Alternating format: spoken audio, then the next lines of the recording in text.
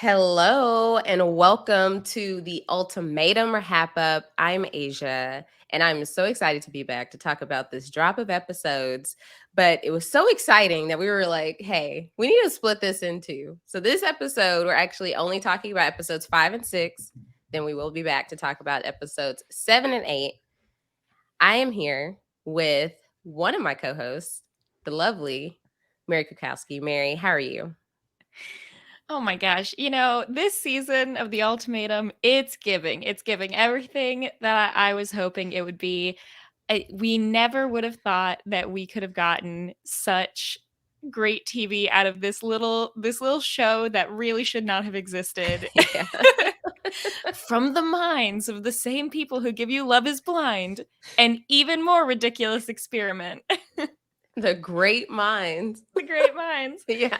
But it's great. I agree. We have so much to talk about that, just more podcasts for everyone listening. Yes. We are also here with our other co-host, Dr. Evvie Jagoda. Evvie, how are you? Good morning, Aysha and Mary. I am so excited to talk about this drop. It confirms everything I always knew, that queer people and lesbian culture makes absolutely amazing reality TV show fodder. Like, I am not surprised at all that this is what is happening. And I am extremely excited to talk about it. Lovely. So yes, I'm so excited to get into it all. Make sure y'all go subscribe to the Love at First Sight feed. That's where you can get all of these podcasts as well as coverage of Married at First Sight, Love is Blind, Perfect Match, to catch all for all of these ridiculous reality dating shows. So make sure you go subscribe to Love at First Sight feed, leave us a 5-star rating and review.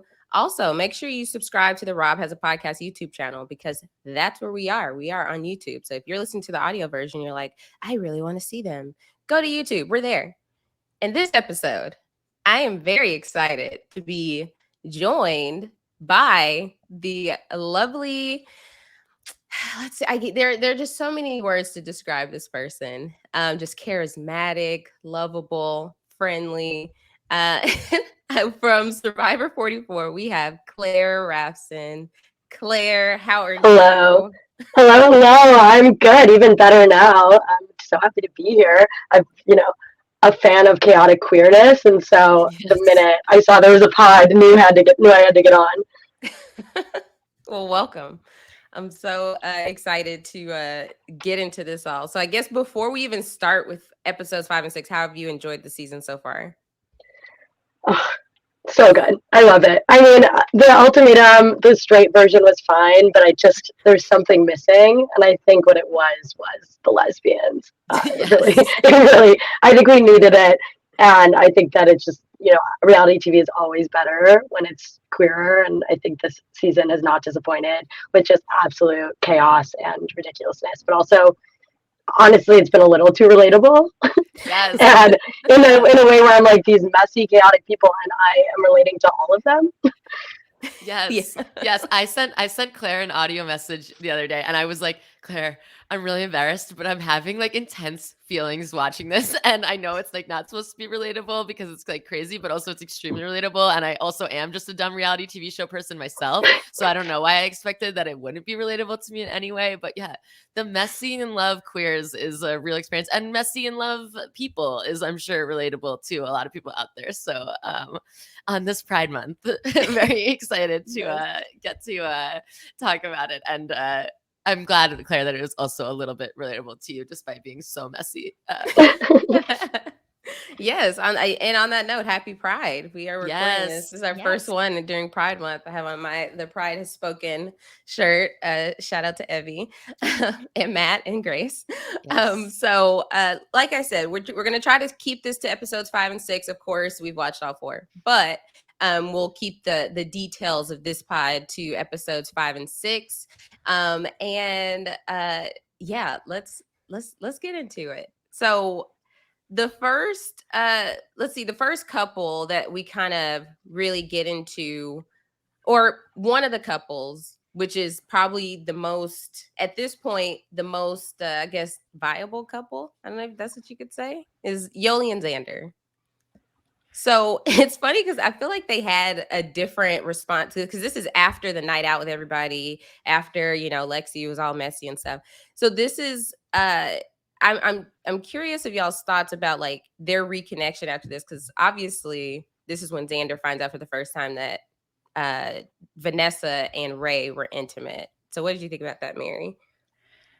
So there's a lot of weird lines in some of these trial marriages where it seems like certain couples had very explicit rules going into it saying this is what we, you know, can and cannot do in our trial marriages once we separate. And then other people didn't necessarily have those same rules. So when you look at Xander and Yoli, who at least on the show have been depicted to be the most intimate together, it's kind of like, you can be upset about whatever Vanessa did, but like, I mean, look at the situation here. And so I feel like that does like color some things. I think especially in the previous drop when they were at that night out and Xander was like talking about how they didn't really want to know everything that was going on. I think some of that is also because it's like, if you don't tell me, then I don't have to tell you what's happening on my end. Mm. Yeah. So I feel like Xander's reaction was kind of the appropriate reaction in this case, because Xander was just kind of like, okay, that happened. Cool. Yeah. And I did appreciate, I think in general, I think Yoli did in general, I think Yoli can be, I don't like it when Yoli is too anti-Vanessa to Xander. Like, it's like, I think it's like, Yoli, you clearly, Xander's like so into you. Like, you don't need to also add the like criticism of Vanessa like that. Like, I don't think that should be Yoli's role. But Yoli clearly has very strong negative feelings towards Vanessa that seem to even predate the connection with Xander. Like, it seemed like even in the very beginning. But I do think in the telling about what happened with Ray and Vanessa, I do think Yoli did a pretty good job of being like, it's for you all. But also she did obviously want to tell her and did. And did. So yeah, very. It's like the whole like, oh my gosh, something big happened. I don't want to tell you that. Do you want me to tell you? I mean, I'll tell you, but I don't know if you want to share it. It's like, come on. Once you open that can of worms, you know you're going to say it. That's true. Yeah, what did you think about this this sharing of information, Claire? Yeah, I loved it. I thought it was like so shady. Exactly that. The like, oh, you want to know? Oh, like I don't have to tell you. And I thought that was like perfect. But I agree. I think like Xander had a very appropriate response. I thought, you know, if I also was being intimate with my trial partner, I think that was the right level of it. I do think it is interesting of like, I kind of wish we got to see the conversations before because especially, and we'll get to it, but like Lexi keeps talking about this like promise from Ray not to get intimate. And like, I wish I could have seen every partnership come in and say like, this is the line we're crossing, this is the line we're not. Because I don't know, you know, like if Mal is just choosing to not be intimate right now and so sorry, not to jump ahead, but I think it's a really interesting balance. Yes. No, yeah, that's a really good point because we are seeing a couple here that's having a reaction to other couples being intimate when they've been the most intimate. And so I think that I loved Xander's response here because we do see a lot of hypocritical behavior throughout these 4 episodes, but this was very appropriate. And it was just like Xander just snapped right back into gear like, all right, do you want to go to bed? Yeah. Yes. Like, with those puppy dog eyes, I was like, oh! Yes. Oh, Xander's so cute. But like, okay, is it normal on I feel like this is the most like basically sex that I've seen on a US show. This is like Love Island level. Like we're getting sounds. We are getting like audio paired with images. And I'm not complaining as a viewer. But I cannot help relate with the experience of the contestant, and that's a lot. Like, yeah, they went there on the last version of the Ultimatum. We did get some of those like scenes. There just weren't as many. Like I feel like we go to bed with like Tiff and Mildred every night. Oh, that's the thing. When Tiff flipped Mildred over, I was like. Yeah, like yes, I paused. The Tiff and Mildred even from like episode 1, I'm like, this looks like a scripted show. This is like CW, like zooming it, like, but that's different than the overhead camera shot sped up moaning. That's a little different. So I'm like, oh, one of these feels very real and a little invasive, and the other one feels almost scripted. Yes. Yeah. So that, yeah. I mean, I feel like they know the camera's there. You know, that's not a mystery. Yeah. So they sign up for it. They know they're keeping most things under the cover. So. And if I sign up for it, I'm going to put my lingerie on too. I'm going to give it a little show. Like, I'm going to look good. Hell yeah. Hell yeah. So we did get a slew of amazing friends and family. So I'm very excited to talk about all of these. But the first that we had was Blair, who was Xander's friend from like long ago. Blair ends up loving Yoli. And Xander and Yoli they were so affectionate with each other in front of Blair. And Blair wasn't even caught off guard, wasn't like, whoa, what about Vanessa? So that was very interesting. What'd you think about Blair, Evvie? Okay, I thought it was I feel like bringing the people from their real lives into it is such a G. I mean, honestly, I am like all in on the producers of the Ultimatum right now. Like, I think they're doing an amazing job, and bringing in the real people, I feel like it's so revealing. And the fact that Blair off the bat was like, no, I'm not surprised because I know you've been struggling, Xander, in this relationship, you know, and like it seemed very clear that this isn't like out of nowhere, as maybe it seems for some of the other couples, as we'll see with their interactions with their friends. But like Xander's friend clearly was like into this. Xander's friend used the phrase, "I'm not saying I fully dislike her," regarding Vanessa. Okay, that is brutal. That's shade. I'm gonna use that the next time I'm trying to say I hate someone. Yes. Like, imagine someone says that about you. And the worst is like Blair, you know, Blair grew up with them too because they were childhood friends. So Blair has known Vanessa before the relationship, during the relationship, and just does not like Vanessa. That's such a good point. And like very much was talking about like the lack of like genuineness from Vanessa, which seems to be like a theme that all these people are experiencing on the show. And to know that that's like also a theme in the real life. Vanessa, I feel like was extremely, extremely revealing. Yeah. I can only imagine being a friend of Xander's and witnessing Vanessa and just being like, oh, but Xander loves Vanessa, so I'm just gonna, but I don't want this. Yoli and Xander were so cute. I can't help. I'm shipping them extremely hard. Like, I'm not saying that their behavior is perfect, but they're just so sweet. Like feeding the strawberry. I don't care. It's pride. Love is love. Claire, do you want Xander and Yoli to be together? Well, I want Xander to be with me, but then separately, I'm very happy with the two of them to be together. But like, I love them together. I think they're so cute. I think like it is really like obvious that Yoli falls really hard for people really quickly.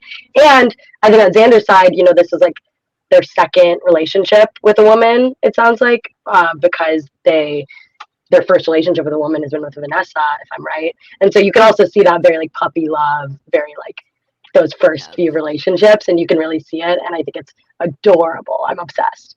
Yeah, I mean, it seems like Xander has explored outside of Vanessa, like either before Vanessa and Xander were like official because of that whole like, oh, I don't know about this one from the from the last drop.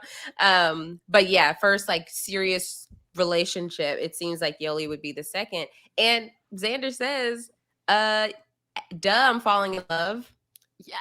So yeah.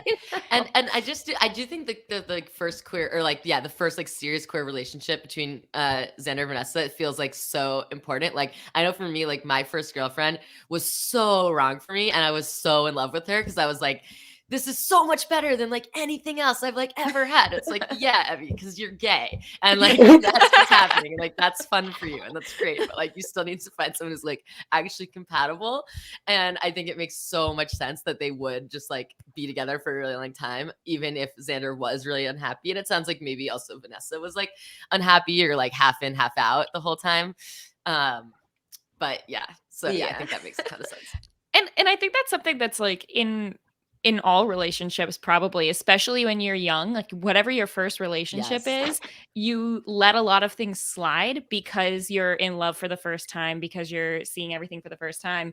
And I mean like your first serious relationship, I guess. And I know some people who've like made their first serious relationship work, but I think it's pretty, I don't know, if like college me was able to be like, and now we're going to put you in a little trial relationship, and that person treated me really well, I'd be like, oh shoot, what else is out there? So yeah, I mean, I love Xander and Yoli. I love Xander in general, so I think it's fine. But this drop was the one, and they always do this with these shows. There's always like the people I really love and the opinions I make in the first drop, and then the second drop, it's not that my opinions completely change, but there are multiple times in my notes where I wrote, I'm with Vanessa on this one. Yes, So yes. like, oh no. Yeah, I saw a TikTok that was like someone had rated all the people from the first drop, and then they said, okay, now this week's episodes are out. That's completely messed up. I got to start over. So we did see a couple of more dates with Vanessa, or with Xander and Yoli, like with the tie-dye, and they were on the beach. We did get to see them say their love yous to the I love yous to each other. And then ultimately they had to depart because it's the end of the trial marriage. And so I felt like every time they came on screen, it was such a breath of fresh air, because it's like, okay, finally a couple that like is really into each other. But what are your thoughts, Evvie? I think this, I mean, this is the promise of having lesbians on your show, is that they will say I love you in 3 weeks. Like they just will. That is extremely classic. Yeah, I mean, they clearly are really into each other. I do think like there's feels like they're in this like bubble world that feels like so palpable of it. And it does feel like a lot of the things they say to each other, it's extremely, extremely sweet. But I also think it is like implicit comparison with their original partner. You know what I mean? A lot of the like, it's just so stable and calm, and that's so good. And I like get that, like, but it's also clearly like a ... because I like didn't have that. And I think like the question is kind of, for me, is like, it does seem like they have this extremely like amazing connection. If they had met not in this circumstance, like, would it be as strong? Like, would it be like, if they weren't like dating these people that like unfulfilled them in certain ways, like, would they come together in this way? Or like, is it like more a byproduct of that? Also, clearly they're in this like, you know, it's like, I feel like it's like camp time or like something like that, where it's like, I mean, when Xander said I love you, he's like, they're like, I felt it for a while. Like I've been feeling it for like so I've been long. feeling it for a long time. Like it's so funny to me when people use that in that context. We're like, we know it's been 3 weeks. Yeah. It's like a long time is a week or what? Yeah. You know, you say like, oh, that's so fast, but the entire season of like Bachelor in Paradise, where they expect people to get engaged, can be like 2 weeks sometimes. So, Right. I mean, it happens. Right. Yeah. So it's hard, because coming out of their trial marriage, it does feel like they have potential, right? Like even Xander saying, I feel like I'm the right person for you. But I can see why Yoli, in just comparison to Mal, if we want to get into that, is so into Xander at this moment, because Xander has that confidence that I'm sure Mal had at the beginning of their relationship.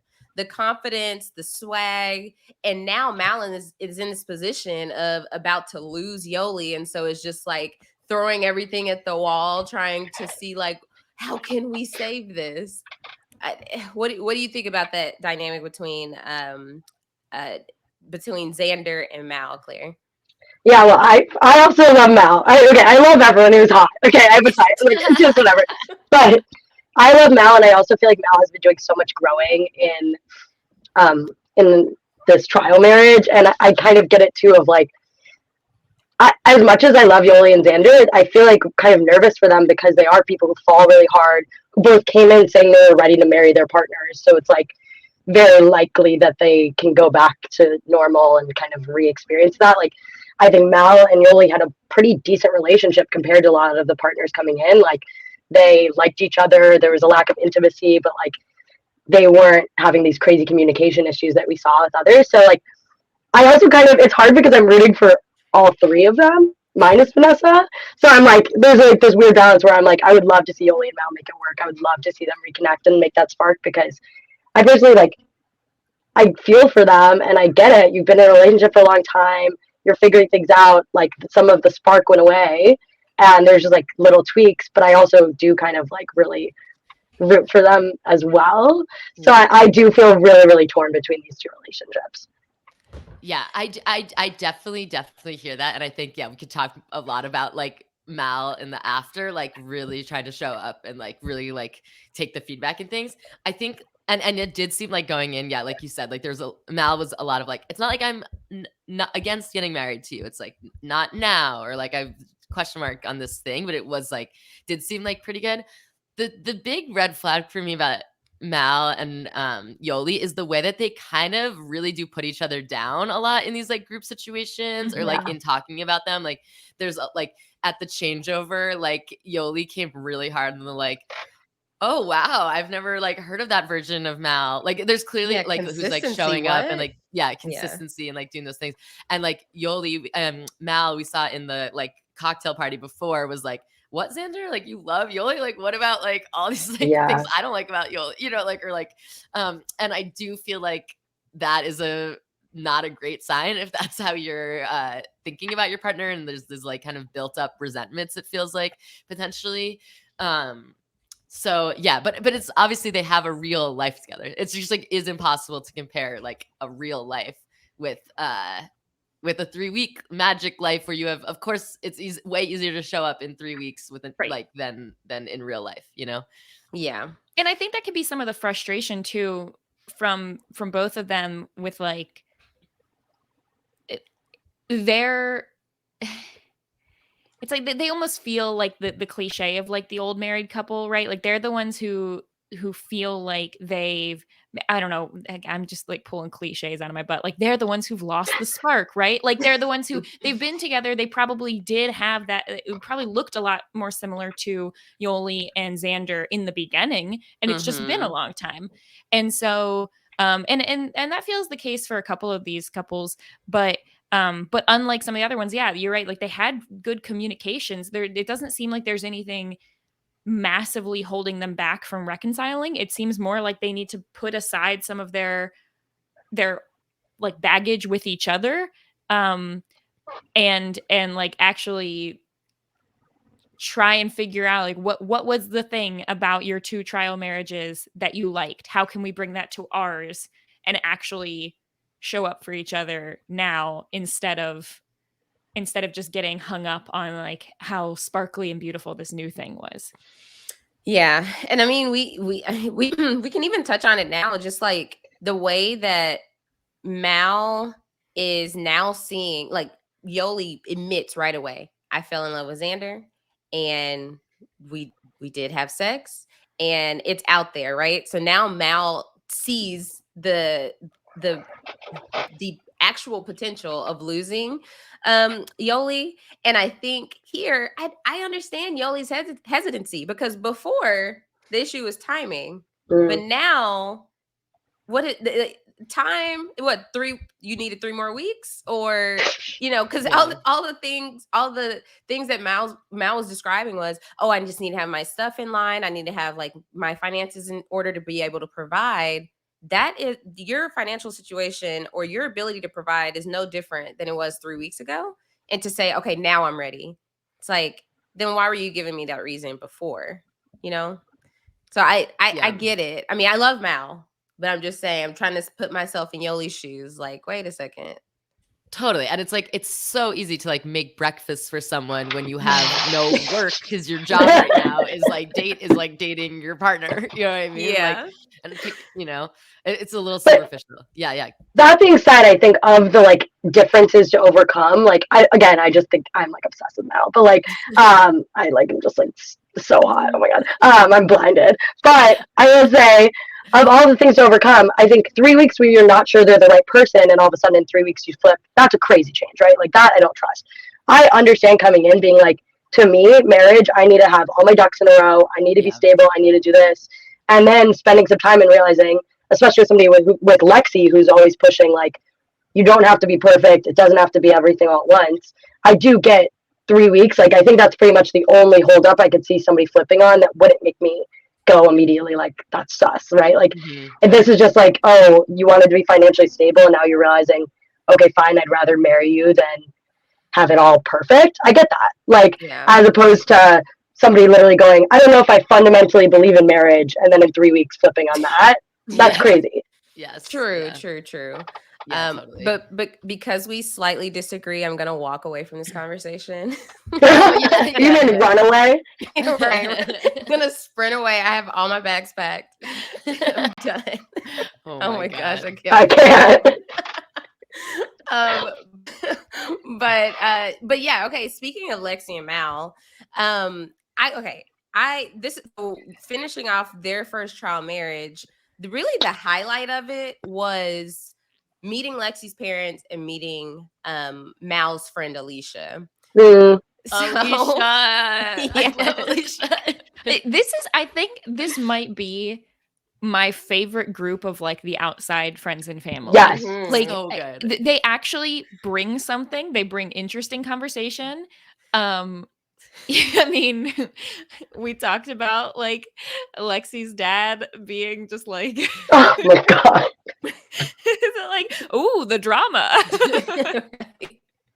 Yeah, I loved Lexi's parents. I felt like they were so supportive. Her mom was like giving all the great advice, just and all the facts and the truth that, hey, you know, this does look nice because of this time frame, but I'm going to support you. Whoever makes you happy, that's what's going to make me happy, and I'm going to support you through it. And they ask like genuine questions about like, okay, we know Ray. We've seen Ray for the last 3 years. Like, you know, Mal, you seem nice, but like, how is this different? Like, what's the difference? How are you just going to toss aside the relationship you had with Ray, all that kind of thing? But yeah, it cracked me up when it just seems like it's mostly her mom talking, like being invested, and the dad just kind of like eating, sitting over there. And then the second they mention like the love triangle swap, the dad's like, oh snap, oh here we go. and someone in that said like, welcome to the queer female experience or something. Yeah, I was like, make that that should be the subtitle of the show. Like, the mess.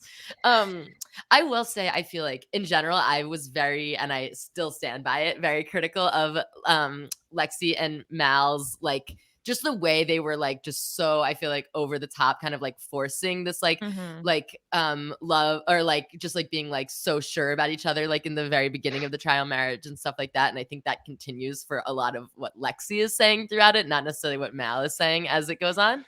But I will say in this, I feel like we got to see the most like actual, like real, like what have they actually talked about? Like I thought the stuff that Mal said about the way that Lexi was approaching like Mal's hair, and like if they had kids, and like how seriously Lexi would take that and like learn about that and things like that. Like I did think that was like really nice and sweet, and felt to me like the most like substantial thing that they actually had. Like the rest was all seemed like super vague of just like, I could see life with you. I could see life with you. Like, you know, like kind of like we're perfect. But then that was like actually like a real conversation. So I did really appreciate that. And that seemed cool that they talked about that. Yeah. I mean, because I know I was very high on them the last drop, but then in this drop, I did get to see it was, I don't want to say love bombing, but it was just two people who were committed to this process. They wanted to give it their all, but there was no jeopardy for them in losing their their first partner. So what did you think, Claire, about this meeting with Lexi's parents? Yeah, no, I think all of the above. I totally agree. I was the same. I think during the last drop, I really, really liked them. And I'm definitely more like mid on them, I would say now. But I did think like and you could even hear it in what Lexi was saying. At one point, Lexi was like, I don't know how this is going to end up, but Mal's always going to be in my life. I think they're really good friends for each other. They're very supportive of each other. Like, I can see them still being friends. But yeah, I agree. I'm not sure. Just like, also, they both chose not to be intimate, which totally checks out. But again, just still not sure like where the relationship lies romantically, sexually, like all those different things. I will say I did love, like, I think it's so funny that Lexi's dad is like a jeweler for engagement rings or whatever. And I did like at the end, like, again, he was just quiet, but would like come in with some zingers. And I liked how he was like, I see all types of couples, the ones who've been dating for 10 years, the ones who've been dating for 5 days, and like, really no way to know. It was just like, yeah, figure it out. Like, you got to try it out. Which is, I think, like an interesting, just like perspective. But yeah, and then I love Mal's friend. I forget her name. Yes, she was so real. Like, So real. Can you blink? Blink twice. If you're not okay. Yeah. And I think it was so funny too, because I don't think in like the last Ultimatum they showed them really explaining the concepts. And so like watching these people be like, okay, so you've been married for 3 weeks, and where's your girlfriend? Like, where's everyone? Like, what's happening? It was just so fun to watch, like, and made it a lot more real for me of like, right, because I feel like on other shows sometimes the parents or the friends will always be like overly supportive to get their little screen time. Yeah. And these people were like, cameras, no cameras, I'm going to tell you how I feel. Yes. And I did really like that. Yes. Yeah. I loved when Lexi said how old she was, and Alicia was like, that's some red flags waving in the wind. That's a cute little red flag. Yeah, that's a good. I love you. That's a cute little red flag. That line and the everything's fine. This isn't a Get Out movie. Don't worry. Yes. So good. Okay, but I feel, I mean, this is all like edited and whatever. I feel like there was a big shift in what we saw from Mal before and after this meeting with Aysha. I don't know. My interpretation is that this was like a return to reality moment for Mal a little bit. Where I think before that, Mal was like was kind of more into Lexi, or like more like actually imagining that as a possibility. And I do feel like Aysha was very like, yo, like Yoli's like, I think she said like, Yoli's my homie, like Yoli's part of our life. Like, like, what are you talking about that you could have this like 3 weeks and it's different? And I feel like in that conversation, and this is a theme with Lexi did a lot of the talking about their connection, where Lexi was the one like explaining and being like, yeah, like we're going to be in each other's life forever. Like Lexi said that, not Mal, to Mal's friend. And to me, that was like a sign of like, I felt like Mal was kind of like, oh yeah, like yeah, like I don't know. Sure. That was like the soulmate conversation where Lexi's like, I think we both agree, like, you're my soulmate, right? And Mal was like, you know that? Really? You know that? Yes. I think some of it is okay, because Evvie, you talked about last time about like Lexi's villain arc. And I don't think I would go as far to say villain, but what I did see from this drop was like Lexi feels like she wants to be the winner. And so I feel like for Lexi, it's like she needs to be telling people, look how great this is with me and Mal, because she's insecure about what's happening with Ray and Vanessa, because she feels like she wants to have the successful trial marriage, like whether or not she actually wants to be with Mal or whatever. And I think for Mal, Mal was probably like entertaining it. Like, I think a lot of this is editing of, especially like the scene in the hammock, or was it a hammock? Whatever. Last time where Mal, that was like the most sort of gushy Mal and Lexi were towards each other. And then when you actually look at it like whole cloth and look at the whole thing, it's like, besides that, they kind of just seem more like they're hanging out and having a good time, but not really like they're friends, they're connecting, but is there really a romantic spark there? I don't know.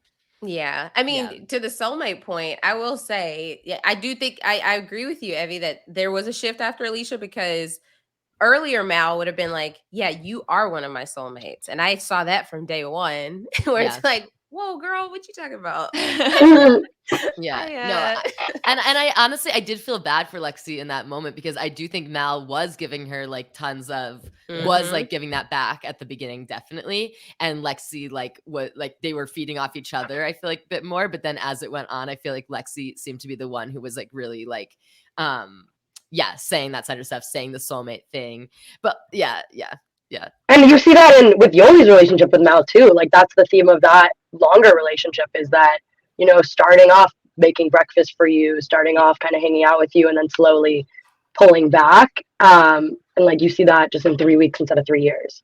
Yeah, Yes. exactly. Yes. It was so cringe though, the soulmates. Like, yeah. Like, ugh. Okay. Because I think it was unreasonable for her to say that. I agree. Like, I think it's like, yeah, like we have multiple soulmates. I thought it was a nice, like, you're one of the people who's just going to be in my life. But Mal was like, oh. She's like, that's strong. Yes.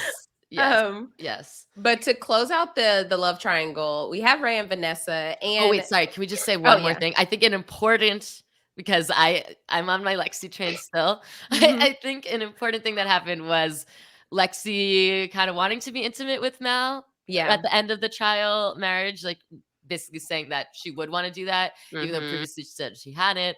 Mal was like very much like no, I'm in pull away mode. Like it's like too hard for me that like we're about to be like separated. And I just do think it's important to like hold some of these things in the way that then Lexi does treat Ray in the coming together. Like Lexi literally said to Mal, and I do think soulmate doesn't have to be just like romantic. Like I think she meant it in like a broad way, but like clearly developed like and was saying very deep, intense, emotional things to Mal. Literally would have been intimate with Mal if Mal had been open to it at the end. Obviously, that's after she found out about what Ray and Vanessa did, but still, like, and I just think that is important to remember. I mean, that's such a valid point. Like that last night was literally like a breakup for Mal. Right. Because Mal was saying, I have to pull away. In order for me to go back to Yoli, I have to separate this. And to find out that that Ray and Lexi had decided, like, we're going to give this our all. Nothing is off limits. Like, okay, that's something y'all talked about. Yeah. So that's a very valid point. And to Mary's point of like Lexi wanting to win, like I feel like there's an element of like trying to keep that option open with Mal. Maybe like if they have sex right at the end, that's like the last thing in your mind. You know what I mean? Like, or just to come back to Ray and be like, yeah, I also did this. Yeah, honestly, it's a little bit more motivated by what Ray is doing, more so than anything Lexi's actually feeling towards Mal. It almost gave Lexi a little bit of leverage, the fact that they didn't, because it made Lexi feel like she could go a little bit harder on Ray. Yes. But I'm imagining Ray watching that back being pissed. Yeah, exactly. So with Ray and Vanessa, the main piece, like we got very little content from them, but the main piece is meeting Vanessa's dad. Oh my God. What a character. It makes so much sense. So much sense. Yeah. He thinks that like marriages should have like 7-year leases, which, people do renew their vows and stuff. Yeah. Like, you want to re-up things along the way. But he's just like, people weren't intended to, like, people used to didn't be married that long because we didn't live that long. It's like, that is. I date people for 2 months, and if we aren't aligned, cut it off. It's done. I'm like, whoa. Yes. Exactly. As someone who studies human evolution, or like, I always find it really annoying when it's always men who try to do that. Like, well, we're not evolutionarily set out for marriage, or like whatever. It's like, okay, bro, like whatever. But I feel like you Google divorced dad and like you see a picture of Vanessa's dad, like he really. But I do honestly think like I think that some of what he was saying was like really valid. Like I do think the idea of like, you have to like put yourself first. You have to like think about and not like be a dick to your partner, but like really think about like what you want. Like I do think is like important. And I honestly do think that seemed like important messaging for Ray. Like I think there's like some balancing of like messages, but I do think like it is an important message. I do really quibble with the if you're 99% right, that's 100% wrong. Like that is a very, very, very unrealistic way to view relationships. Like nothing is going to be 100% perfect. I'm not surprised his relationships don't last more than 2 months. Yeah, I'm like, I also work in IT, and I don't think I've ever compared the way that I view IT with relationships. Like the point of relationships, being compatible and stuff is that you're going to compromise, you're going to work together, you're going to, you know, pick someone. And it sounds like to me like he's one of those people who's always looking for the like, well, this is good, but like what else is there? What could be better? Could something be better? Oh, there's a one little issue. Bug failure. Yes, right. Debug that, you know, Yeah. like Yeah. You can't test it. I also just think it's so interesting. Like, I feel like Lexi and Ray went into this like, there's no chance there's like, I like how they've just been very clear and honest about like, we're not a relationship. Like, when this ends, it's done. Like, maybe we'll be friends. But the conversation was so different because there was no like, they weren't trying to prove that they were meant for each other. They weren't trying to like work. There was nothing about the relationship. There was actually very little about Xander, which I thought was interesting too. Like, with the parents, it's usually like, what does this help you with the other thing? But this was very much just Lexi and her dad cutting it up, talking about their like crazy theories, and it was interesting. Yeah, it was it was more so like hey, Vanessa, find yourself. Oh, sorry, Vanessa, my bad. The names are so, I'm sorry. It was tough for me last podcast. It's like, Vanessa, find yourself. Do you want marriage or not? And it was very interesting because like Xander is a part of the picture, and that's the question on the table: is does Vanessa want marriage with Xander? But I'm glad they went into this like understanding. Look, we're just friends, nothing more. So then we had the other two trial marriages. Oh, sorry. Sorry. So can I just say one thing? Sorry. Yeah. I did really like, though. I feel like Ray and Vanessa, though, when they were like packing up, like I actually felt like we got to see that like because they did, I feel like, approach it as like a friendship.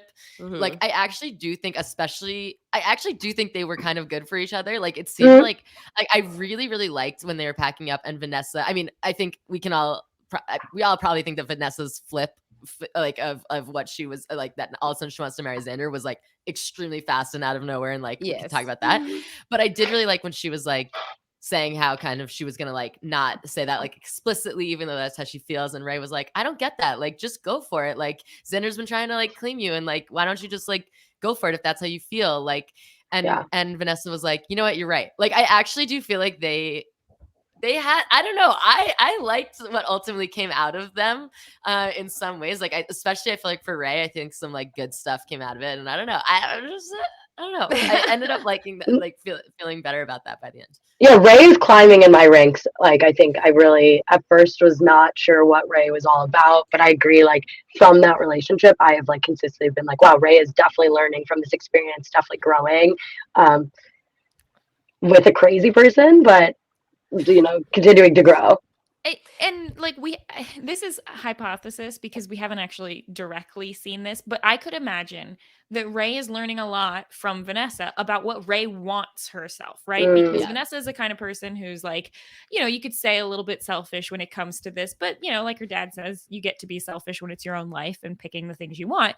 And so telling Ray a little bit about that, Ray's probably thinking now, like, what is it that not just do I want, you know, a future with Lexi, but what do I want in general? What kind of future do I want? Who am I? And Ray seems to be doing a lot of thinking in that way, which she probably got from Vanessa. And then conversely, like Evvie was just saying, Ray is able to see more clearly than probably Vanessa does this idea that, okay, Xander is like hard claiming you, you know, like Xander wants you 100%. Why are you holding back from someone like that? If you don't want Xander, let Xander go free, because Xander's all in. And so you need to match that a little. And so I feel like they're both kind of giving their own perspective to each other. And this is also something that I'm trying to remember who it was. There was someone in the first season. There was a pair that also felt very much like friends. I think it was Ray.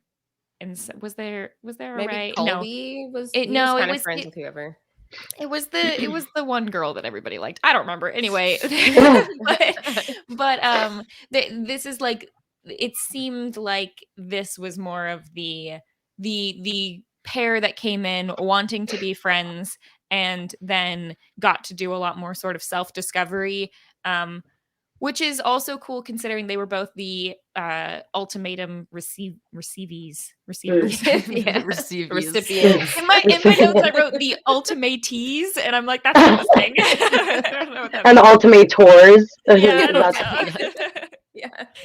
I mean, yeah, that is a really good point, Evvie. Because I do think that Bray saying, Vanessa, go for it, really resonated with Vanessa in combination with her dad saying, oh, if the person who gave the ultimatum is 100%. So you need to get there. And so that's kind of where her mindset was going, especially what we see in the changeover of just like her thinking, well, I'm trying to meet you where you're at, and now you're coming back. And it's like, girl.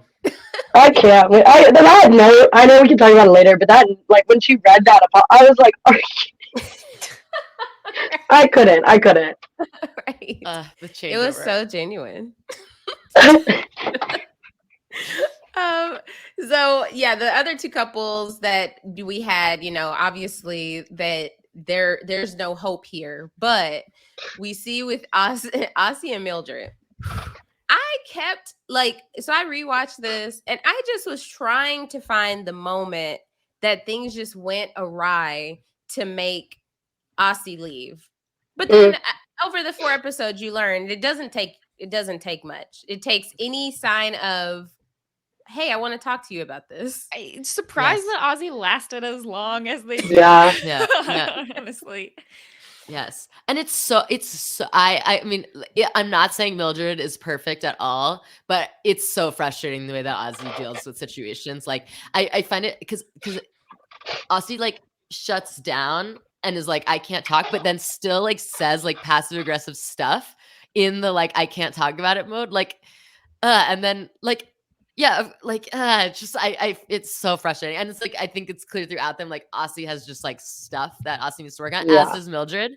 And but like yeah, it was honestly I felt for Mildred, like I really when Aussie was kind of like, you know, after everything that's happened, like I still care about you, and Mildred's kind of like, well, what has happened? Like we never actually talked about it. Like what has happened? I think we need to have a conversation about it. And I just like relate with that so much. It's like when someone tries to apologize to you and you're like, well, what are you apologizing for? Like what actually, like we need to like talk about the thing. You know it's what like, I mean? for what happened. Now let's move on. Yes, for what happened. Yes. Yeah. This kind of blew my mind because it was a moment of Mildred trying to do better. Mildred trying to learn, trying to be like, Mildred even admitted, like, I don't think I should have reacted that way to you. But I think that it's only fair for us to talk through what happened so that we can move forward. And that was just a breaking point for Aussie. Yeah. Like, what do you think about how Aussie handles conflict, Claire? I can't. It's so hard. It's so hard to watch. And like, I really deeply feel for Aussie. Like, I'm sure there's so much behind it and there's so many things, but it is just like, oh my God, you're like literally like that packing scene felt like in one of those like wife swaps where they're like the kid runs away from home because they didn't get the bacon. You know, it was like so immature and like really hard to watch. And like, agree, like Mildred's not perfect. And I think like we start to see that once they re-swap back, you start to be like, okay, there's patterns here. But overall, I was like, oh my God, how is this happening? And I even went back and tried to rewatch because the other thing that's just been like, I just like don't remember how Mildred and Aussie even like connected originally. Like I really, that one was never clear to me of like what their like overall compatibility is, other than like that they are kind of like I just didn't really know what. I think literally, and like those two couples were just kind of left on their own, and we're like, okay, we'll just do a swap, you know. And so that was just confusing to me, and I like get why it didn't work, but the fact, I don't know when Aussie walked away, and I don't know if there's editing to make it look like they made it to 3 weeks, but that was just like, I was shocked that they even made it that far. Maybe it was like day 3. We have no idea. Right. You know, I mean, there's, we've all kind of said this, but like blanket statement, we know that there's clearly a lot more like past trauma and things going on with Aussie, that this is not like sort of standard behavior when it comes to dealing with confrontation. Like there's definitely people who, you know, flee, right? But I think that the line here is, and especially once Aussie and Sam get back together, it doesn't really seem to be like, oh, this is like someone is yelling at me, I need to retreat and leave. This is more like if anyone brings up anything Yes. about me that is at all negative, that could be construed negative. Like Aussie says, I'm not willing to talk to you when you're in this mood. I don't want to be in this confrontation. I mean, we've seen Mildred go from, low to high. Mildred seemed pretty like chill in that moment. It didn't seem like this was like I would not have classified that as a confrontation. Like it seemed more like a discussion. And it is a little like, in some ways, a little ironic where every time someone brings up, I don't like how you leave, we can't even have this discussion, Aussie leaves. Like it's just repeating the pattern. It doesn't seem like, at the very least, we never see any actual conversation about like, can you not leave? Can we actually like finish a sentence? No, it won't happen. So, and I thought, oh god. No, that was all. No, you're good. I also thought Ozzy's friend visit was one of the more interesting ones. I don't even know if that was this episode, but like I thought Ozzy was one that did a big 180 after talking to a friend. Like I felt like once Ozzy got pulled back out of the experience, Ozzy never got back in. Like there was no real trying after talking to a friend who was like, "What's going on?" I just didn't feel like it. I did majorly identify with Ozzy on one thing though. When Ozzy writes the note when they leave, I couldn't help but notice they put the date up at the top right corner on the piece of paper. And I'm like, I do that. Like that was so ingrained to me in school that anytime I write anything, I put that date, the 1-12- like whatever. I'm putting the date at the top right corner, and it just cracked me up. That it's like, and adjusting the little heart. Yes. Yeah. It's like if you put your name on the left and then the title in the middle and then the date on the right. Been doing it since kindergarten. That's how it is.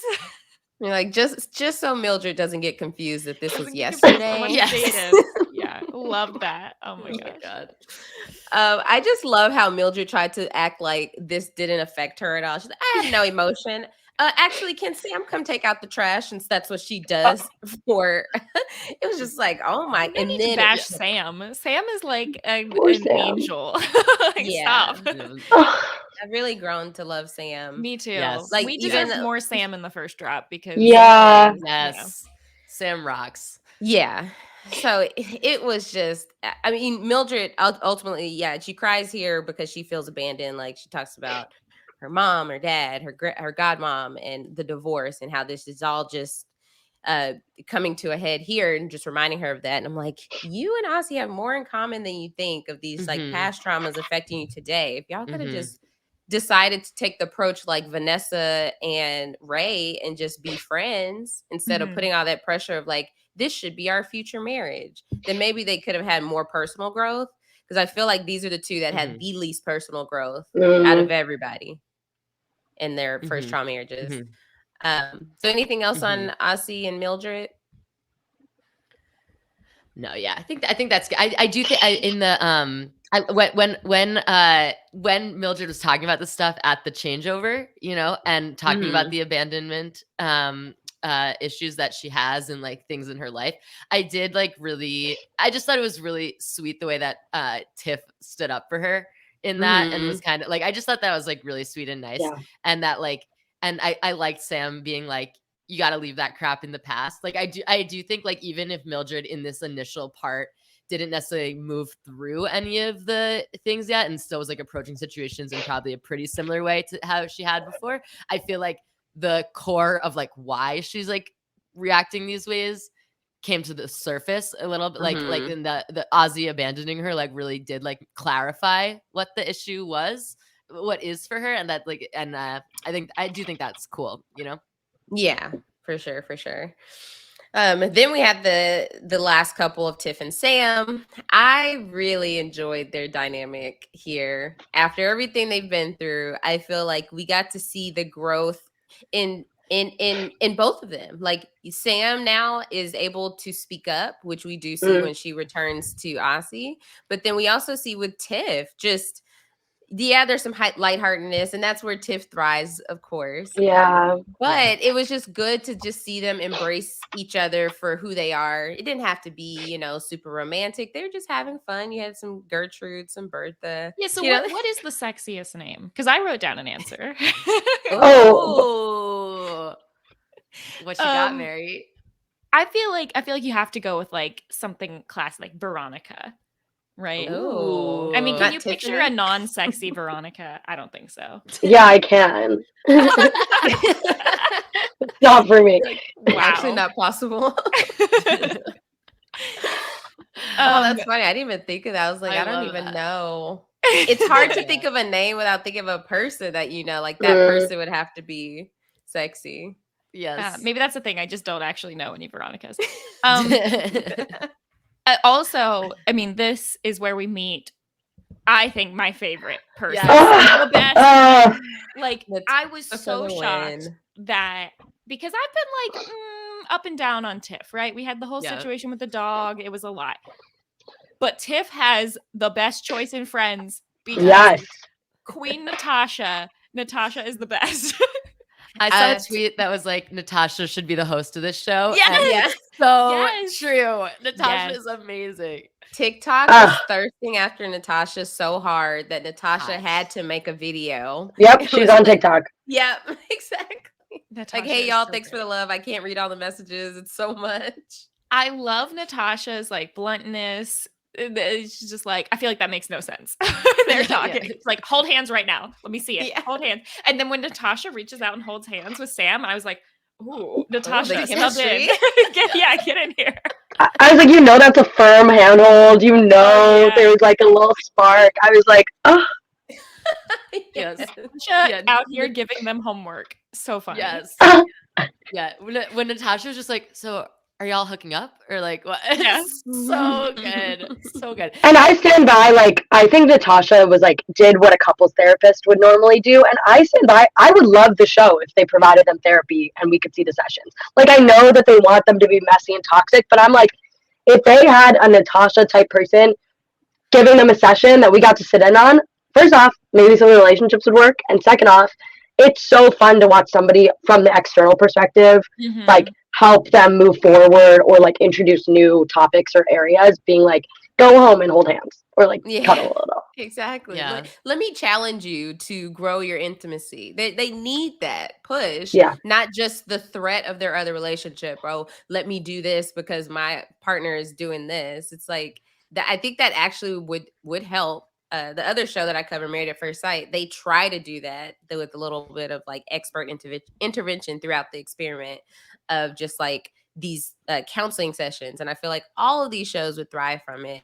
And so, yeah, I really appreciated Natasha. I think the other thing was just that just the directness. Who are you, Sam? Yes. Who are you?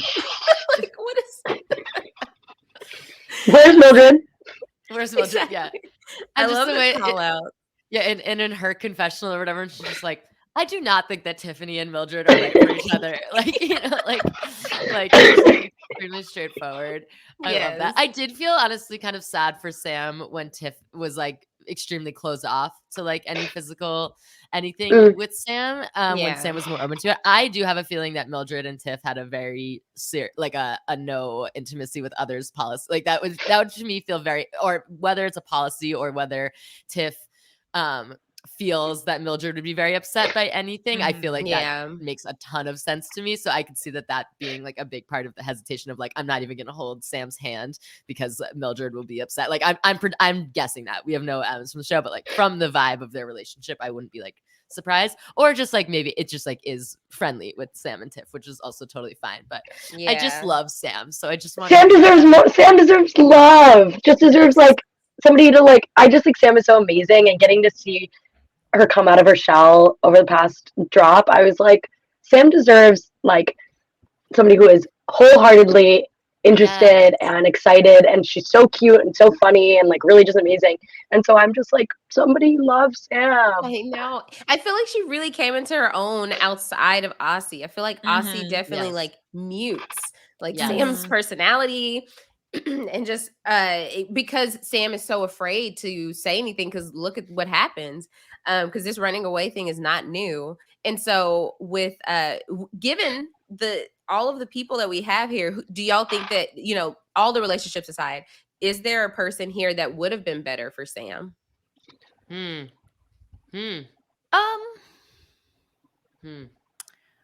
kind of want to say Mal. Yeah. Mm. Oh. Oh. Wait, yes.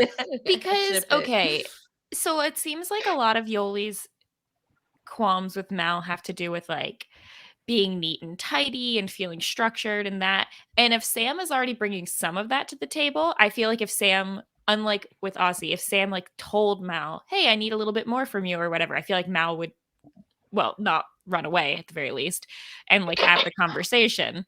That would have been really interesting. Yeah, and in both with both Aussie and Tiff, although Tiff obviously like the growth was enormous, like in the relationship with Sam, it seemed, but like Sam was starting with people that had very poor communication skills, and I do think put Sam with someone who came in with good communication skills, like a Mal, like a Yoli, maybe, and like she gets to start from level 10 instead of like level -1 on the communication. You know what I mean? Yeah, she's just a gem that can thrive. I just really want the best for her. Really. Yeah, I feel like there was because even looking at the Sam and Aussie relationship, you would think going out of that, Aussie is the one that has the growth that needs to happen. But I feel like Sam experienced so much growth that was really helpful. I really hope that like no matter what happens, she comes out of this experience and then her next relationship is just fire, amazing, everything she needs.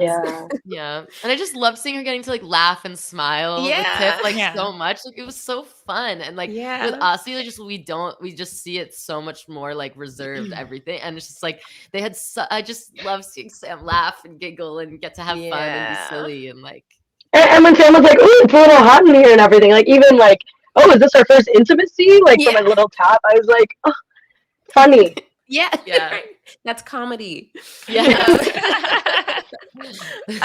So yes, we did have the changeover. I know we've touched on a lot of what happened in the changeover, but anything that stood out to y'all that y'all want to dive into from I just need to pause and quickly say I hated that note. I thought that note was so stupid. I was like, she's like, I prepared something. I thought she was gonna pull out like a spoken word poem. Like I literally was like, here she goes. Oh no, like she's a poet, let's go. And then she was like, I'm sorry if I hurt anyone's feelings. I was like, but I also still don't even like understand what the conflict is with like everyone in Vanessa. Like, did they like miss explaining that to us? Like, we saw like the Vanessa Lexi thing, which also was like kind of confusing. But like Yoli hates her. Like, I did from the like, and what we saw in the first drop was like very limited. So, but it's like, and it's like, I'm sorry that I offended you all. Like, it's like, what happened? Like, and it's not even like Yoli. It's not like Yoli doesn't fully dislike Vanessa. No, she hates her. and I feel like one thing that was said that I know these shows, like they speed through it. Like we've got through these weeks in like 20 minutes, right? One thing that Mal said when Mal and Lexi met her friend, Mal was like, I'm introducing her to everybody in my circle. And I was like, oh, well, we're seeing one. So maybe so many more happen like off camera or so there has to be a lot more Vanessa interactions that we just haven't seen because they feel very strongly about her. Yes. Okay. Also about the changeover, I just have to say I love the Ultimatum thinking that they're like they're like now it's time for the changeover. Like they've got all these like phrases. Like I feel like they really are like shooting their shot that the Ultimatum's gonna be this like thing where it's like we're all gonna like know what the changeover means. Like it's so dramatic. I didn't even write that. I wrote the debrief. I'm like, I don't know. It's like, is that what it's called? What is it called? But it's amazing how people were props to everyone and the producers for how much they talked about this all in front of their partners and everything. Like honestly, unbelievable, unreal. Like Xander and Yoli just like talking about the relationship, and then Mal and Vanessa like asking questions in front of everyone. Like, how did they get these people to do this? I was like, what did they say? How did they prompt them? And then I think that once you get one person just being like, that was amazing, we're in love, you're like, well, let me go. Let me say something. But it was a waterfall. I was like, wow, they are really leaving it all on the floor, and they're all going to go home with each other and have to debrief all of that. And literally. And I've noticed that there are two sort of phrases that it seems like, I don't know if production like coached them on this or if they all just collectively started doing, but like in any of the group settings, it seems like every time someone says something, that's like, especially if they like dropped a bomb, they'll like turn to their, previous significant other and be like, do you have any questions about that? They like open the floor for questions, which I always think is so interesting. And then they also, like, a lot of people have been doing this where it's like everything is very consent based. Like even I've started to notice people be like, I'm gonna come sit next to you, is that okay? Or I'm gonna sit on your lap, is that okay? Like there's a lot of that, and I don't know if they just already were doing that or if that's somehow like part of the show that they started bringing in, because I noticed like almost every time that especially in this drop, they were saying that. But yeah, the all right. Well, Vanessa, do you have any questions about that? Yeah. What are your thoughts? Yeah. Well, I guess, yeah. What about the fly on the wall? I mean, the host that was there trying to guide this conversation. Was she there? Who is she? I actually have no idea who she is. She's an actress. So after the podcast, one of my friends texted me. They were like, "You don't watch Sweet Magnolias?" I was like, "No, I don't." No. She literally was like a third-rate character on Once Upon a Time, like, which was a third-rate show. Like, this is like what it's like dealing with. Oh, she was in Once Upon a Time? Yeah, she was Ariel in Once Upon a Time, which was like I didn't even make it that far. I didn't even make it far enough for Ariel. Yeah. But like, she's not even queer. What's the okay? Yes.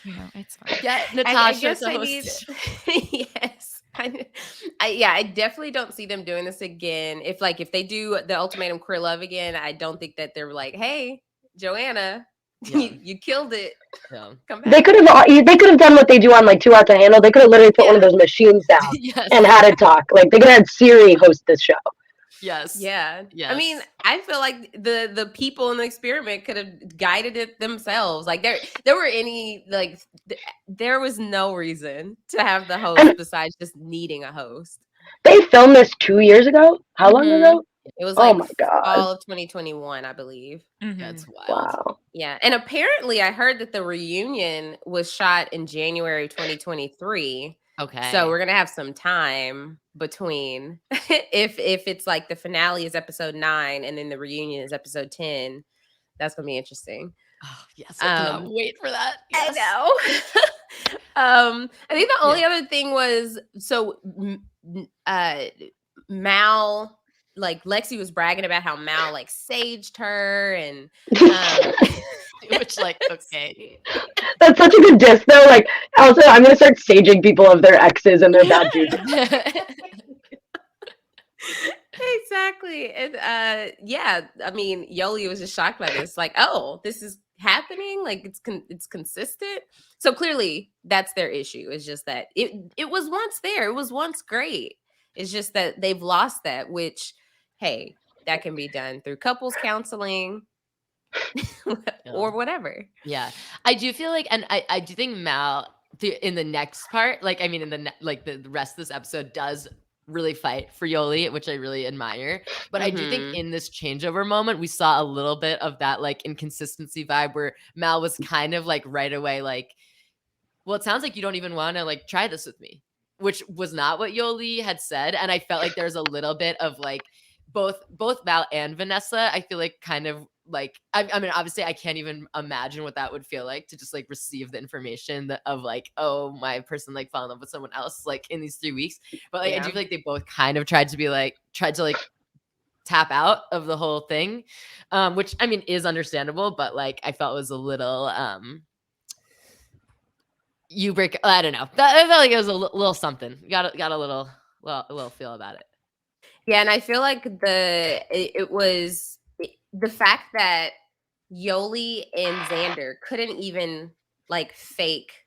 It shows how strong their connection is, because they were literally in the moment with each other, with Vanessa and Mal right there, and Vanessa even asking them straight up if they've been physical. And I loved that Yoli was like, because Vanessa's like, we shared. And Yoli's like, yeah, you chose like, to do that. You chose to do that. We're not choosing to do that. No, you're not going to trap me with that one. Exactly. Yes. I mean, we do have to call out the fact that apparently Xander and Vanessa had agreed not to do anything physical. Yes. Which, I mean, to be fair, they both broke that rule. But like, Xander broke it more? I don't know. Yeah.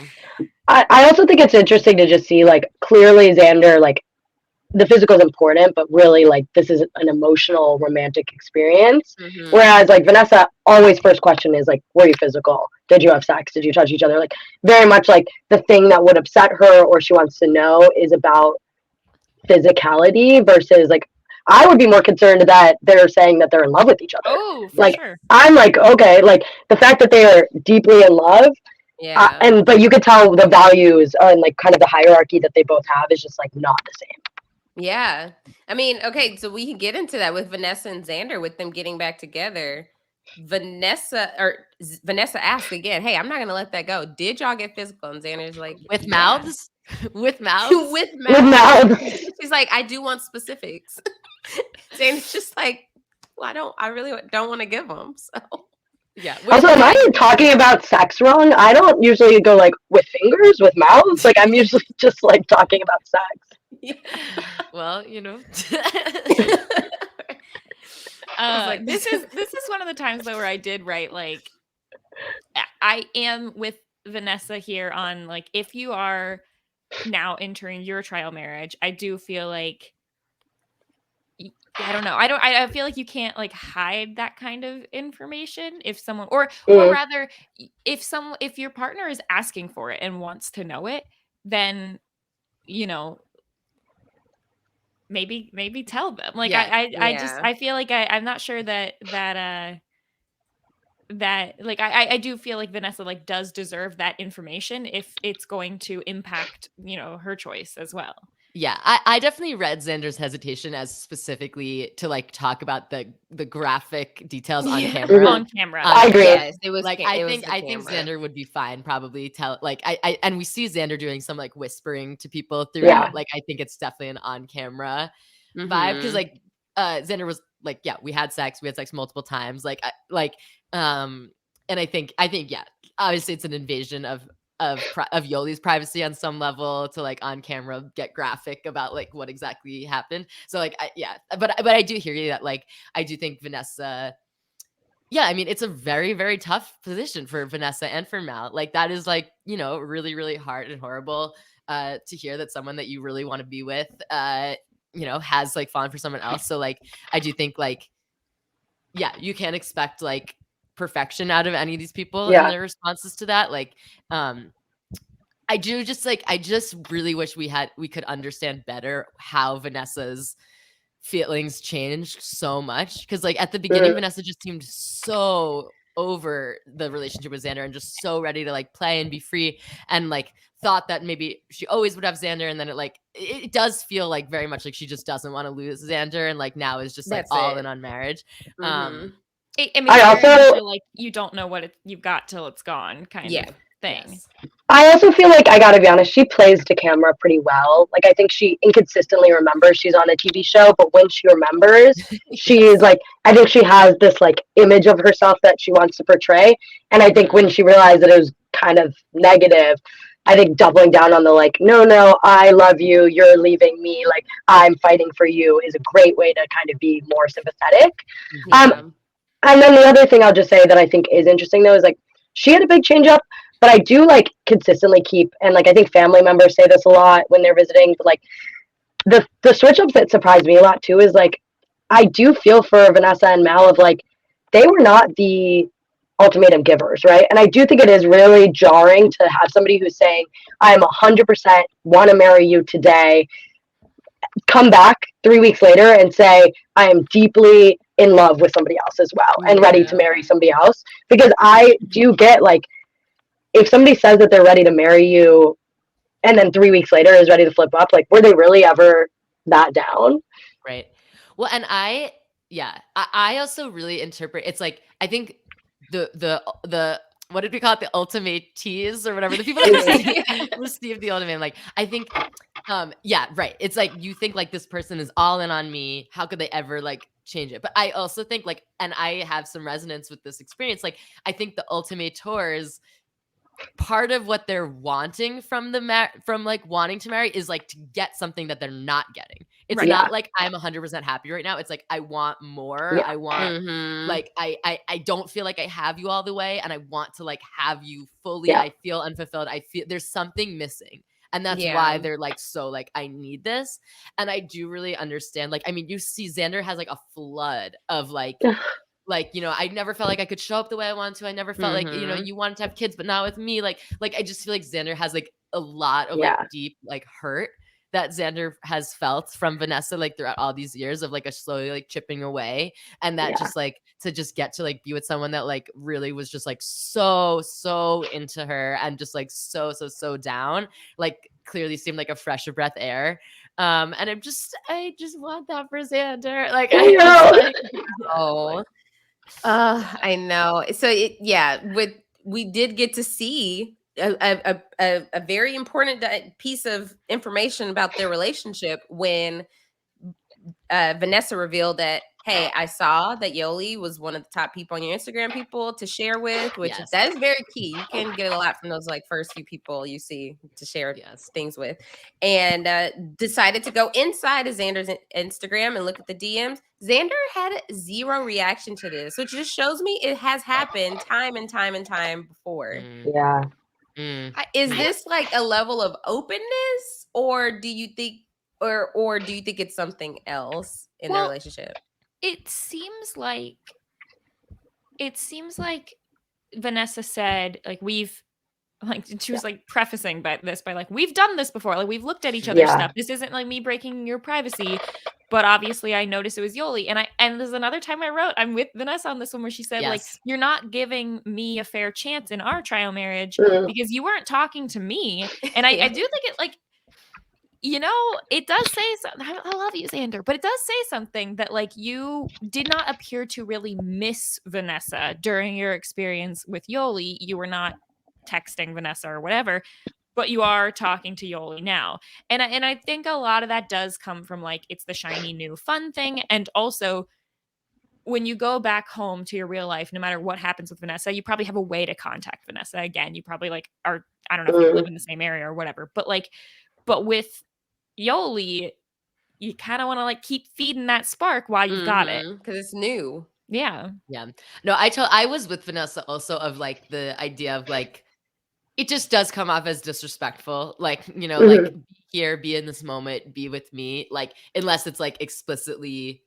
talked about that you're going to keep talking to Yoli. Like, I do feel like that is not giving Vanessa a chance. But I think also at this moment, Xander was like, I know I want to break up with Vanessa. Like, I mean, I just really feel like that's what, you know, it was Xander was in a headspace of, I want Yoli more than I want Vanessa. And I'm just like trying to like keep that.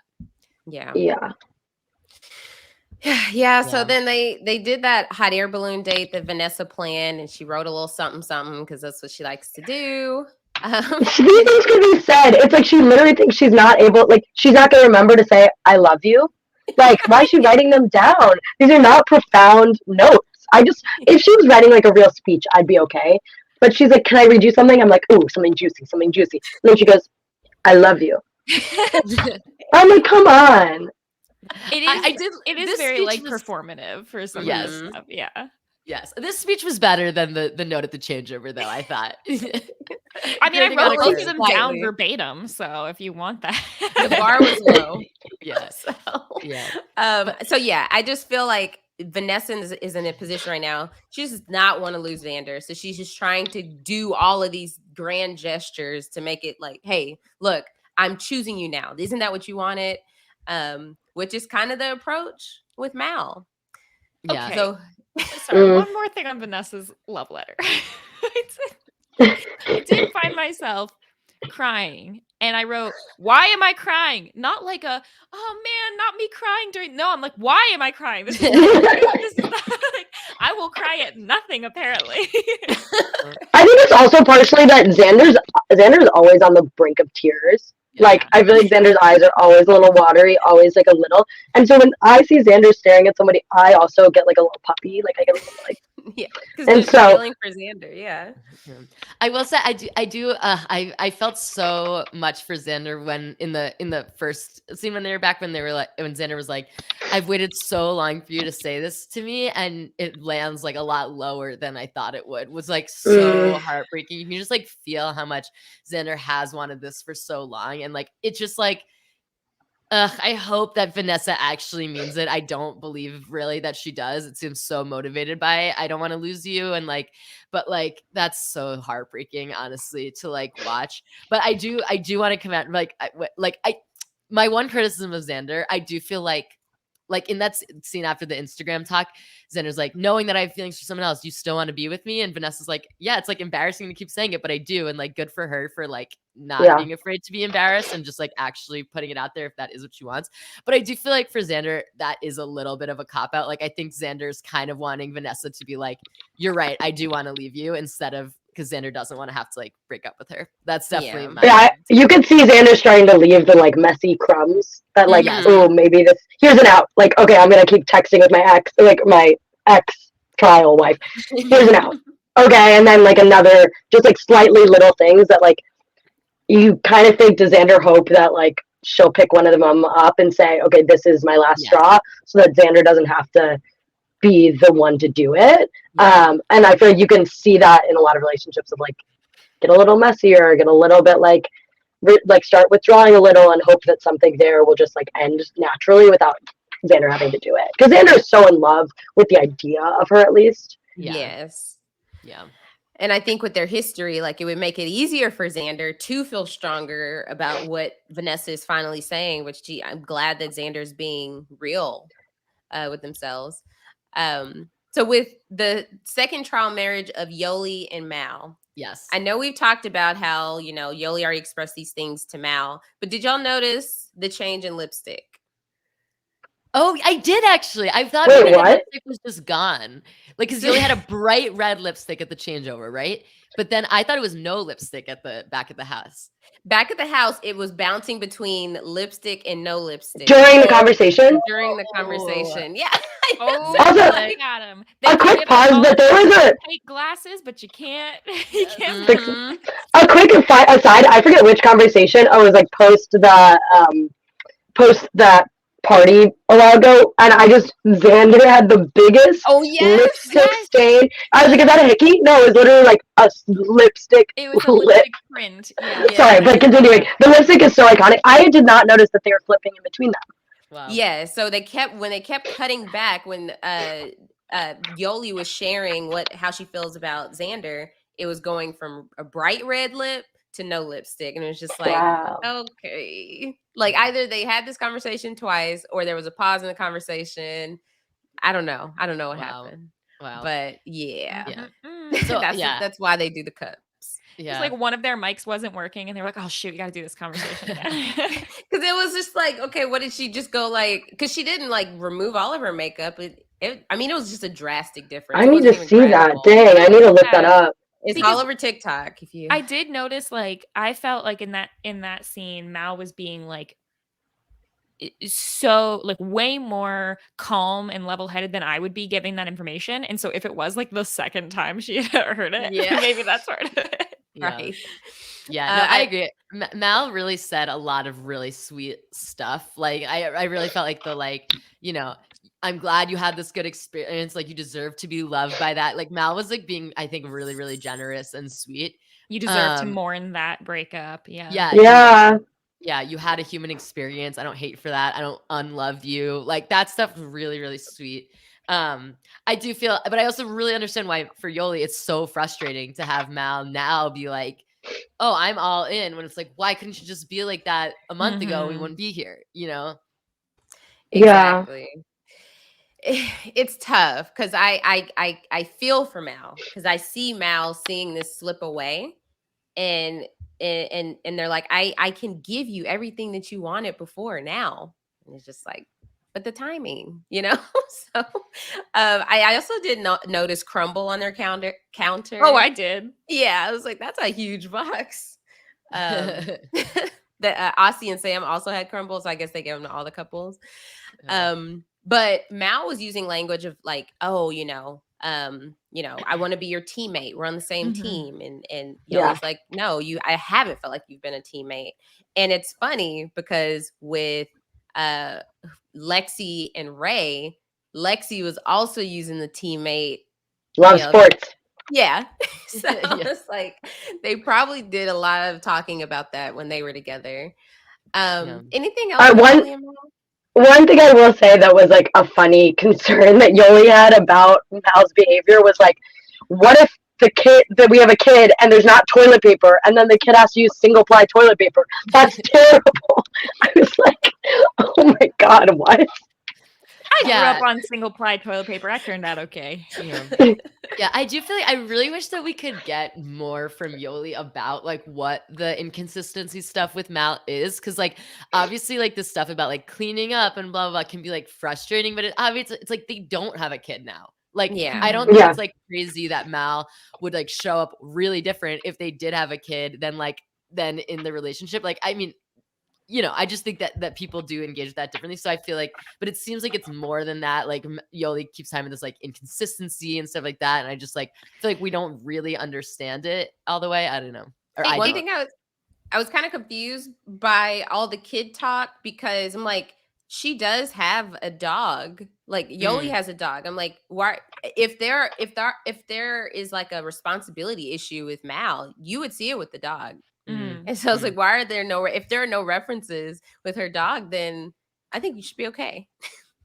Not that it's the same, everybody. I know dogs aren't the same. So then I guess last but not least, we had Aussie and Sam and Tiff and Mildred. So Aussie and Sam. For Aussie to say that Sam was a mini Mildred now just because Sam oh my God vocalized one thing, I was just like, what's wrong with you? I was so annoyed by that too, and I was like, first off, like I hated that, like, again, you saw Sam make this arc that was really powerful and really exciting to see Sam like, oh wait, I can voice my concerns, I can stand up for myself, I can, and again, Sam standing up for herself is so minor, like it's so like just like, and so the minute she's like, okay, I'm going back to this relationship, I've learned so much, I'm gonna apply it because it clearly wasn't working in the this was for Aussie, and then have Aussie right away be like, this sucks. Like, I don't like it. It was just so frustrating to me because I think Sam learned a ton, and it's hard to be like, it's not being seen or like validated. Because it really feels like Aussie did not want Sam to speak up more.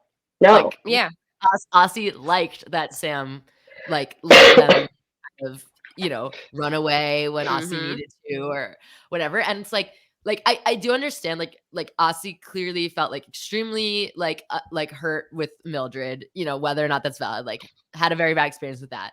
At the changeover felt probably very called out and like and like, sure, like is it nice for Sam to bring up Mildred? Maybe not that nice when they haven't actually like talked about it, maybe, but like it's the level, the quickness in which, and it's like that's why it's like it's not like Aussie actually doesn't like conflict. It's like Aussie's not conflict averse in a way that I'm used to conflict averse, which I think would just be like okay, that's fine, like not engaging. Aussie flies off the handle actually, but then just like can't, but just like in a muted way. You know what I'm saying? Like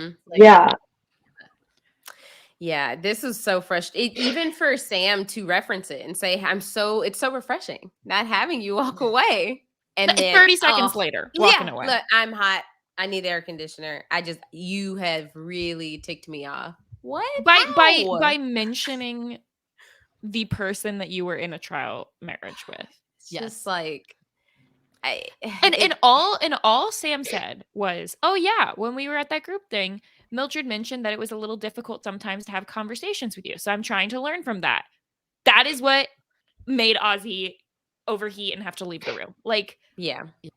And it's yes. How long were they dating? I forget. How long were Aussie and Sam dating? A year and a half. Okay. Yeah.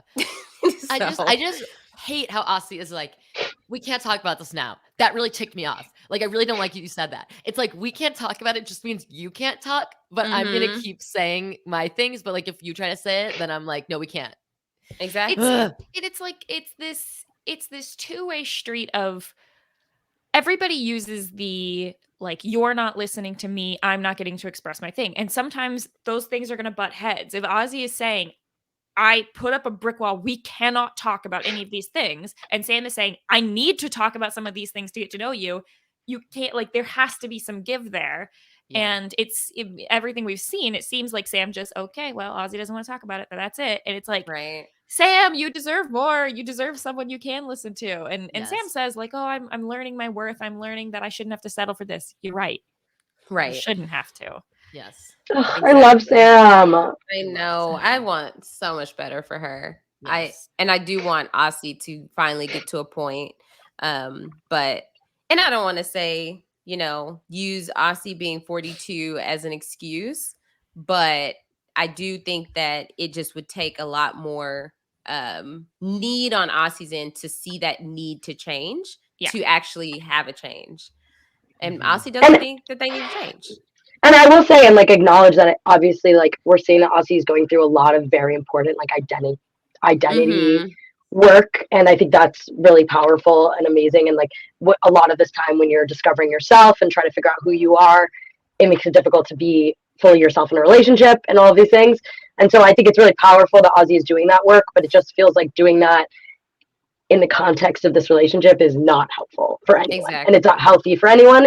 And I would love for Aussie to be able to focus on themselves for a bit to help, because I think like there's a lot of great work that can be done. And then maybe Aussie, once they know themselves and have a better grasp of like who they are and want to be, then they could be better in a relationship. Yeah, exactly. Yeah, and I thought that was super interesting when Aussie was talking about that their views about like gender roles and things like that changing. And I mean, it was really funny when Sam was like, "When has that changed?" And Aussie was like, "In the last 2 days." Okay. Yeah, but I do think that was I feel like a very interesting point about like Aussie. Obviously, Aussie was saying that like Aussie has a lot of like masculinity in themselves, and that they always viewed that as like needing therefore to be the breadwinner and things like that. And I do think that was just a cool example of how like we all learn about gender roles from our effed up society. And so it's like, whether you are cis or trans or whatever, you're kind of like learning, you have to like tease through like what is masculinity, what are the good parts of masculinity, what are the bad parts of masculinity, what are the narrative, and I think that was like pretty cool to get to see Aussie discuss that on this TV show and everything. And just it's cool. It's just always cooler when you have more different people that you're not used to seeing on TV. So like even starting through that, I feel like was cool. And I feel like we get kind of, I don't want to call 42 old, but it does feel like a bit of a generational perspective that I think is interesting. I know obviously it's not, but like, we have a 24-year-old, we have a 42-year-old, like it definitely does feel like, to be 42 and figuring these things out and having, 42 years of something like drilled into you, things were different, right? For a lot of Aussie's life. And so like, I do think it's a very interesting perspective. I just wish Aussie would stop running away. Yeah. And it doesn't seem like Aussie is running away from those sides of conversation, which is when I really come back around on Aussie, because Aussie has those conversations, interrogates those things. But the minute Aussie has like personal responsibility within a relationship, Aussie runs. And so it's like really hard, because I do actually feel myself swinging back and forth, because I'm like, I love the work that Aussie is doing, and I love the progress and the motion of like Aussie raising these conversations that a lot of other couples aren't like needing to have or having. I just wish that it was a character that wasn't then running away and calling people aggressive and like being a baby. Yes. Exactly. Yes. And I actually forgot about Lexi and Ray, but I guess with Tiff and Mildred, we really don't have that much to discuss, because all they showed was they had sex per usual. Yeah. And then they met again with Natasha.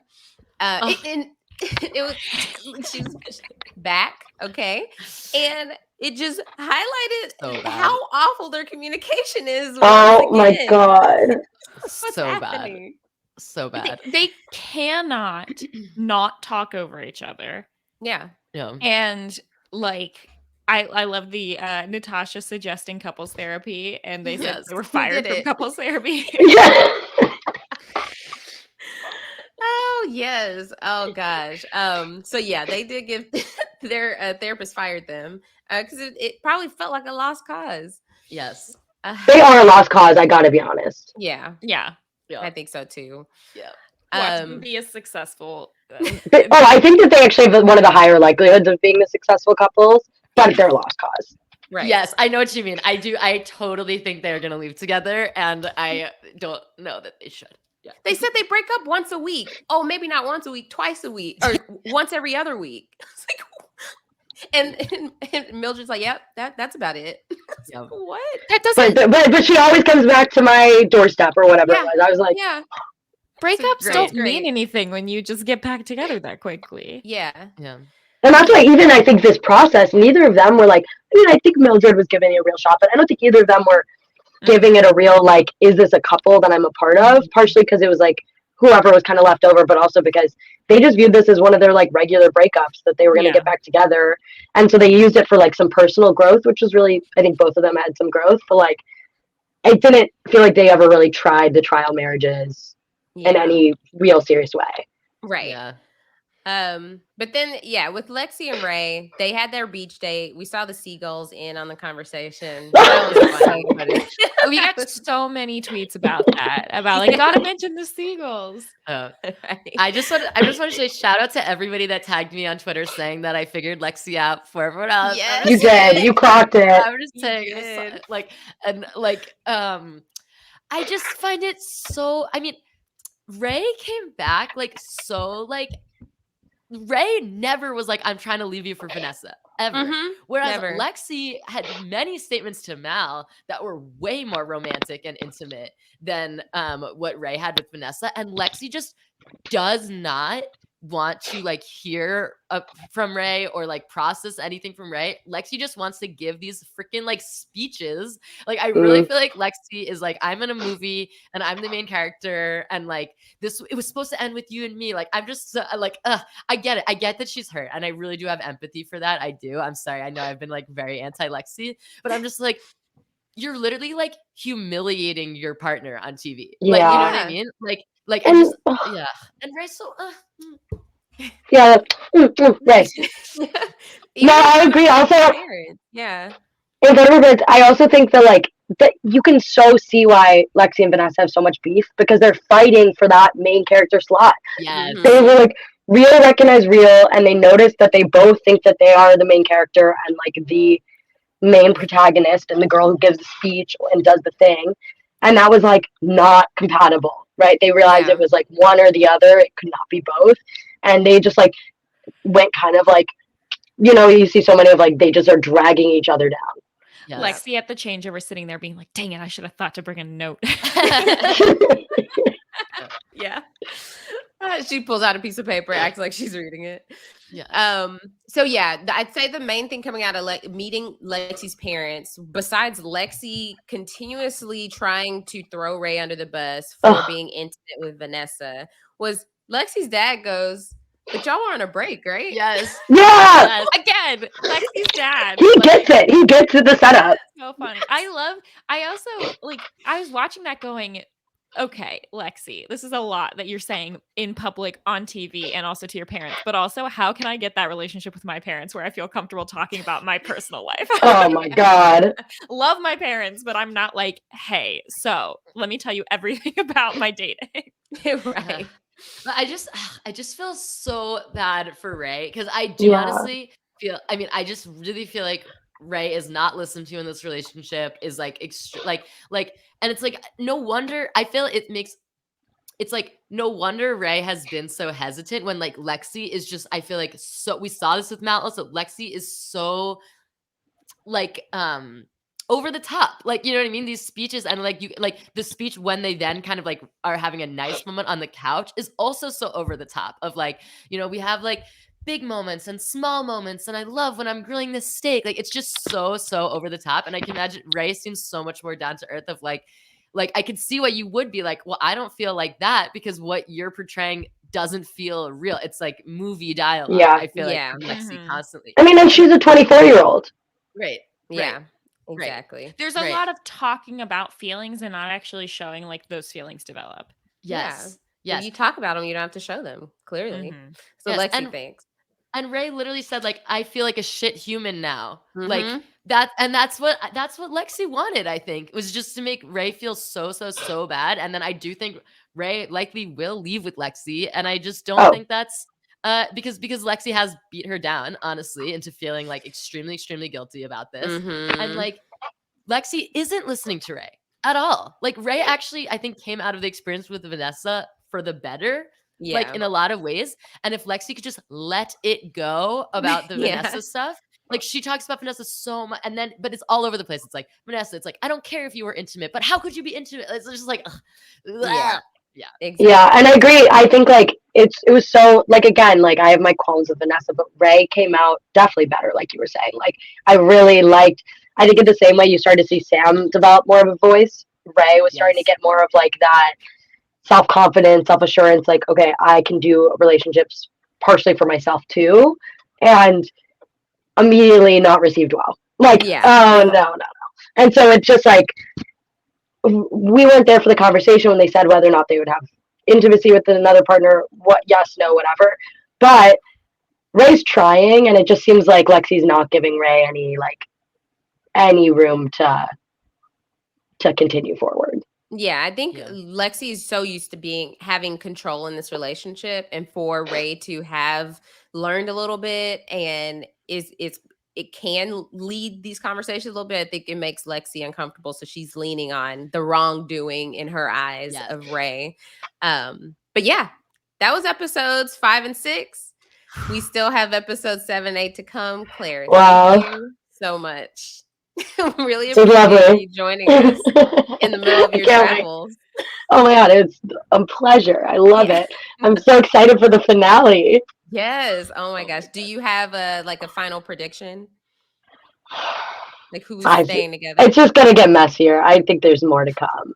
I'm so excited. I have no idea, and I'm so like glad that this was not filmed in the last year. Is the only thing I'll say, because I'm so glad that we're gonna get to see the aftermath of the aftermath. Like I really want to see an actual. But I also, my only prediction is I feel like, and I haven't seen anything on TikTok. I haven't really seen any spoilers for the show for some reason. I want to know. I think it'd be really funny and juicy if like within the 6 they dated more. Like I think there's got to be like a rogue couple come up. Would be so fun for me. I have no idea why, but I don't know who it would be. But I think it'd be fun that there was like more. I have seen Ray talk a little bit about Mal all the time. Times. Yeah, this was like there might be a little something there because Ray and Mal would be cute. Yeah, Mal brought it up to her parents, like, "Oh yeah, I dated Mal or dated Ray too," and it was like at the pool or like, what are you talking? Like, were there more dates that we didn't know about? But yes, Claire, where can people follow you if they want to keep up with your current travel? I'm on all socials, and mine is Claire_Rafson. Very easy. And please buy a Cameo from me so that I can afford to travel. That's my new flag. I would love. I'm on Cameo. I do a decent job, and that's where I need money. So lovely. Thank you so much, Thank Mary. you. Where can people find you?